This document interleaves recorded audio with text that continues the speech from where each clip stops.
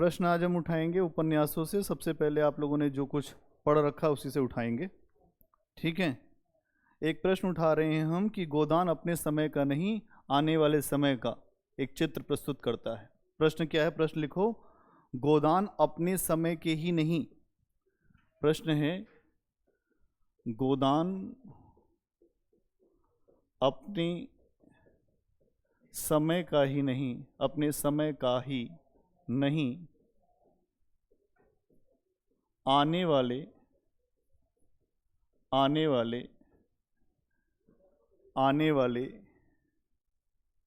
भविष्य के भारत की तस्वीर है। आने वाले भविष्य के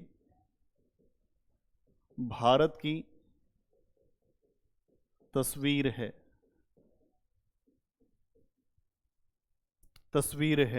समीक्षा कीजिए। क्या कह रहे हैं? समीक्षा कीजिए। कैसे डील करेंगे इस प्रश्न को? सबसे पहले हम ये बताएंगे कि जो ये उपन्यास है वो किस तरीके का है। तो आप इसके आंसर फॉर्मेट में सबसे पहले एक इंट्रो देंगे। इंट्रो का मतलब क्या होता है? भूमिका। और भूमिका में आप बताएंगे कि 1936 में प्रेमचंद के द्वारा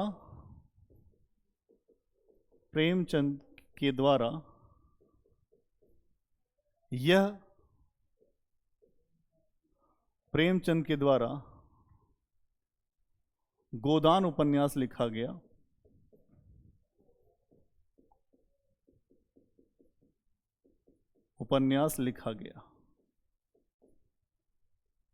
जो इनका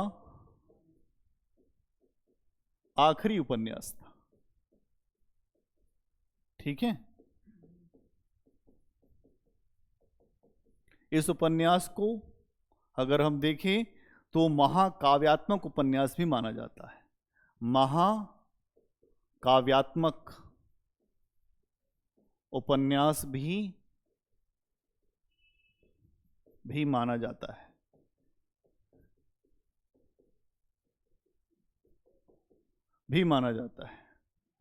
क्या है महाकाव्यात्मक का मतलब? क्या होता है? अगर हम देखें तो अपने समय के सभी पहलुओं को इसमें समेटा गया है। अपने समय के सभी पक्षों को समेटा गया है। क्लियर? उपन्यास आपने जब पढ़ा होगा तो देखा होगा कि इसमें सभी पक्षों को समेटा गया है। और उस समय के भारत, जो 1936 के भारत और भविष्य के भारत का संकेत यहां दिखाई देता है। तत्कालीन भारत जो समय का था, तत्कालीन भारत और भविष्य के भारत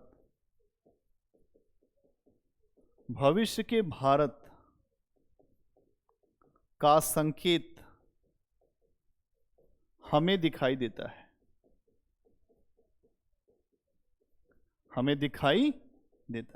क्लियर? अगला पॉइंट क्या लिखेंगे हम इसमें? फिर हम बताएंगे कि 1936 के भारत में अगर हम देखें तो कई समस्याएं थी। 1936 के भारत में कई समस्याएं थीं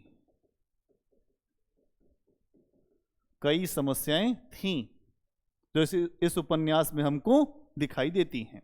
जैसे औद्योगिकरण के कारण गांव से शहर की तरफ लोग आ रहे थे। हाँ, औद्योगिकरण के कारण गांव से शहर की ओर पलायन हो रहा था। क्या हो रहा था? पलायन हो रहा था। जिसने उपन्यास पढ़ा होगा उसके लिए हलवा है ये क्वेश्चन। हलवा खाते हो ना? वही है ये, ठीक है। और जब व्यक्ति यहां आया शहर में तो वहां उसका शोषण हुआ और ये शोषण जो है बहुत ज्यादा है। तो ये चीज दिखाई देगा कि यहां पर गांव से ज्यादा शोषण है, लेकिन अगर हम देखें तो सामाजिक और आर्थिक मुक्ति शहर में ज्यादा है। जैसे जाति की सामाजिक और आर्थिक मुक्ति, कोई भी काम करने को आप स्वतंत्र हैं, आर्थिक मुक्ति शहर में ज्यादा है। ये बात भी सामने आई। शोषण यहां भी है, शोषण यहां पर भी आपको दिखाई देगा, शोषण का रूप दिखेगा। और क्या दिखेगा? इसके अलावा इस उपन्यास में आपको दिखाई देगा कि ये चीज कहां दिखाई देती है? गोबर में दिखाई देती है। ठीक है, गोबर में दिखाई देता है। इसके अलावा और क्या दिखाई देगा आपको? जमींदार हैं, जमींदार वर्ग को यह महसूस हो रहा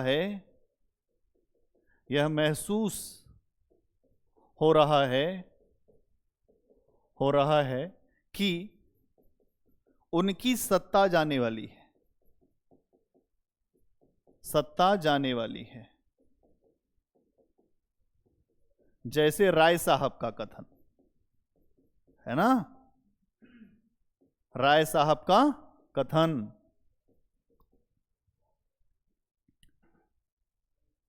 कि जल्द ही हमारी सत्ता जाने वाली है। इसके अलावा और क्या दिखाई देता है?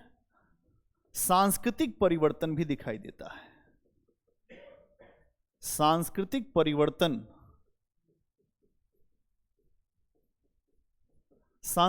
परिवर्तन हमें दिखाई देता है। जैसे सामंतवादी संस्कृति जो थी भारत में, उससे पूंजीवादी संस्कृति का विकास हो रहा था। सामंतवाद से पूंजीवाद का विकास हो रहा था। सामंतवाद से पूंजीवाद का विकास हो रहा था। ठीक है।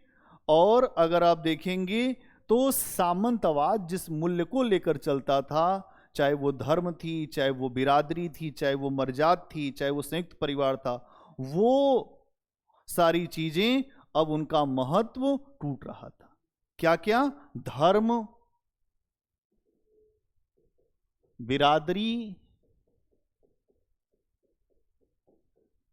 मर्जाद, है ना, जो मर्यादा आप जिसको कहते हो। इसके अलावा संयुक्त परिवार, ये सारी चीजें थी भारत में। संयुक्त परिवार धीरे धीरे जब पूंजीवाद आएगा तो ये सारी चीजें ये दरकने लगेंगे, मतलब टूटने लगेंगे। ठीक, ये चीज आएगी। फिर क्या होगा? और आप देखेंगे कि व्यक्तिवाद की विचारधारा बढ़ेगी। पूंजीवाद में क्या दिखाई देगा आपको? यहां व्यक्तिवाद, अपने हित के बारे में बात होगी, व्यक्तिवाद की बात होगी। अगर आप देखेंगे तो इस उपन्यास में होरी जो है वो इसी सामंतवादी सोच का जो प्रतीक है, होरी इसी सामंतवादी सोच का प्रतीक है। और जो गोबर है उसके अंदर आपको व्यक्तिगत भावनाएं दिखाई देंगी। वो न्यूक्लियर फैमिली की बात कर रहा है, वहां पे परिवार टूट रहा है। हाँ, तो इसमें ये भी एग्जाम्पल दे सकते हैं। मतलब आपको ये दिखाई देगा कि एक वर्ग होरी है, होरी सामंतवाद का प्रतिनिधि है, और जो पूंजीवाद है वो गोबर में दिखाई देता है ना। इसके अलावा अगर आप देखेंगे तो बेसिकली यहां पर एक सामाजिक रूढ़ियों का भी संघर्ष है।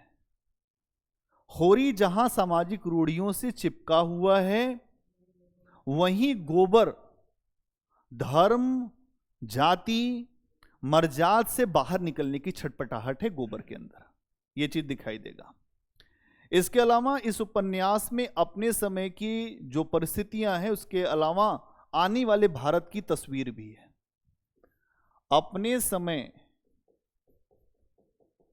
अपने समय की परिस्थितियां तो हैं ही हैं, यहां परिस्थितियां हैं, तथा आने वाले समय की भारत की तस्वीर है।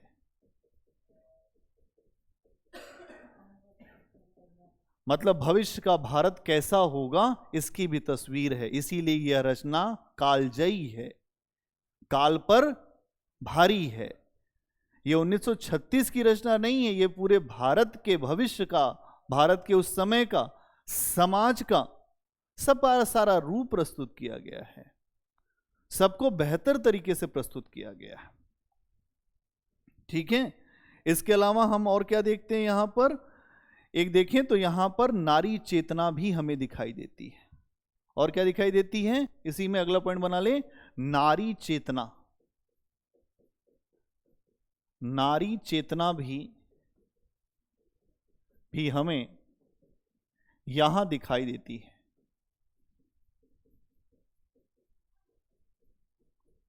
नारी चेतना भी हमें यहां दिखाई देती है इस उपन्यास में। ठीक है।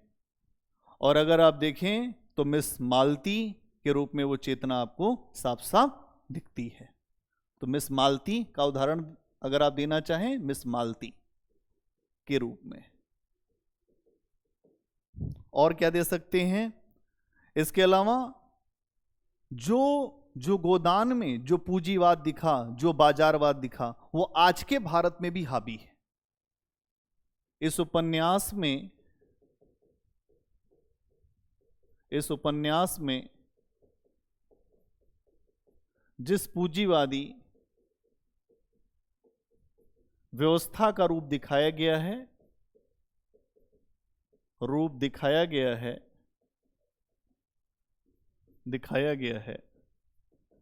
वह आज भी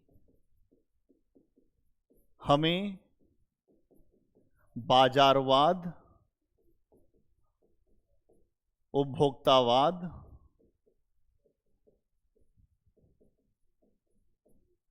के रूप में दिखाई देता है। ओके। बाजारवाद, उपभोक्तावाद, आज आप देख रहे हो हर चीज बाजार है, कोई चीज आप ऐसे नहीं ले सकते, सब बाजार है। पैसा हो आप हर चीज खरीद लीजिए। उस समय इस बात को दिखाया गया था और आज भी ये चीज स्पष्ट रूप से दिख रही है। इसके अलावा लोकतंत्र की वास्तविकता और पत्रकारिता का पतन भी यहां दिखाई देता है। लोकतंत्र की वास्तविकता और पत्रकारिता का पतन भी हमें दिखाई देता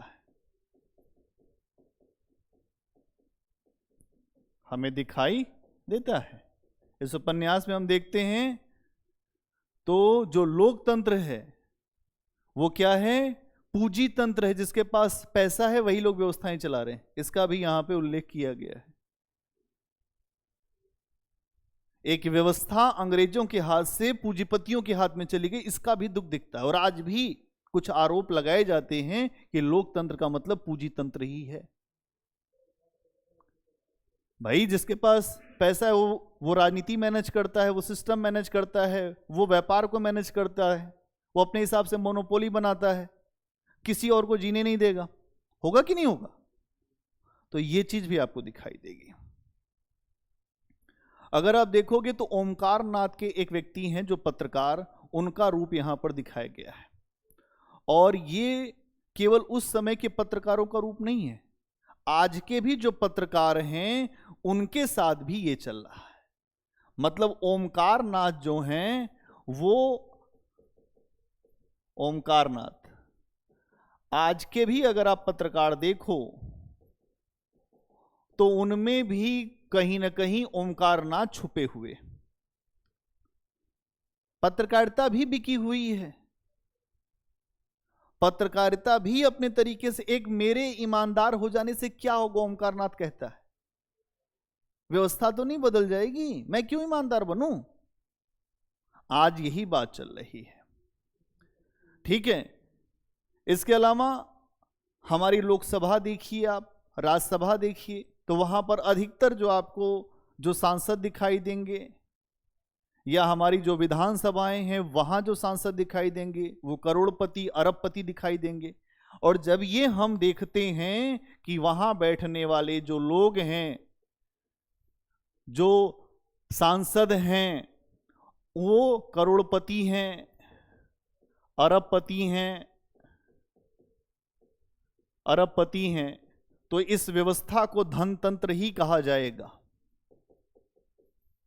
लोकतंत्र तो एक आवरण है, इस व्यवस्था को क्या कहोगे, धनतंत्र ही कहोगे।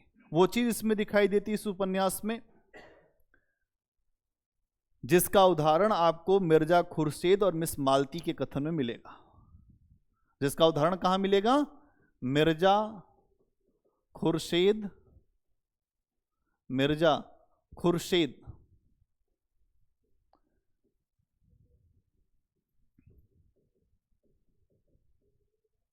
मिर्जा खुर्शीद, अगर आप देखोगे कि मिर्जा खुर्शीद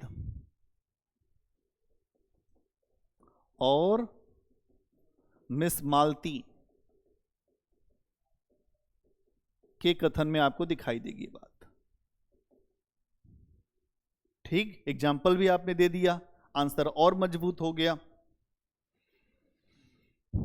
ठीक है, अब आप आखिरी पैराग्राफ दोगे, आखिरी पॉइंट बनाओगे निष्कर्ष के रूप में।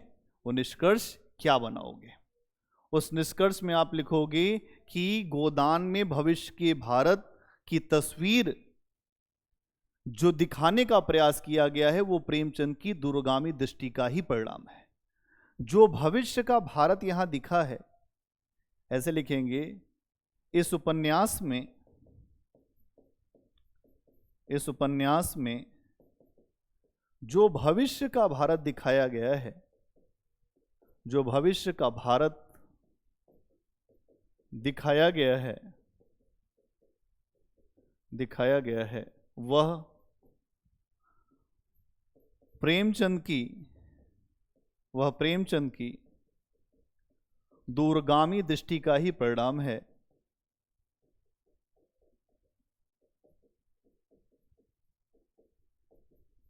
प्रेमचंद की दूरगामी दृष्टि का ही परिणाम है।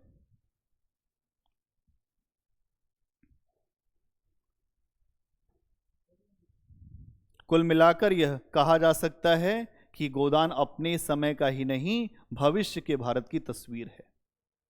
कुल मिलाकर कहा जा सकता है, कुल मिलाकर कहा जा सकता है कि गोदान अपने समय का ही नहीं